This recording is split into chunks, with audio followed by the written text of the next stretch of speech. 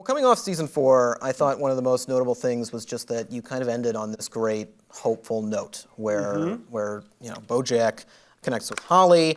It seems like it was about more than just their hatred of Honeydew, but I mean that's still a very part of it. And that's exciting. Well, that brings people together. That like nothing else. But I mean, what did you set out to tackle when you ended there and you were headed towards season 5?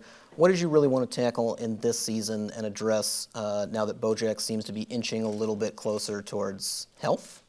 And Ben, I have a question. Yeah. Raphael, do you agree that it was a mistake to end on a hopeful note? Someone tweeted Raphael today and was mad that season 4 ended. Raphael sent out a tweet saying, hey, season 5 is coming up, we're all excited. This guy writes back, yeah, season 4 ended on a hopeful note. That's not what I watched the show for. It's like, okay, dude. I don't know what to tell you. I think that guy's gonna like season 5, I gotta say. We're not out of the woods yet, guy on Twitter. Just you wait.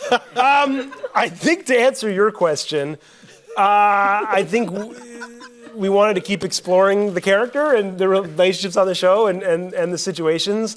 And I think season 4 did end on a hopeful note and represented a hopeful moment, but that's not the end of the story. And, life is not a clear trajectory in one direction.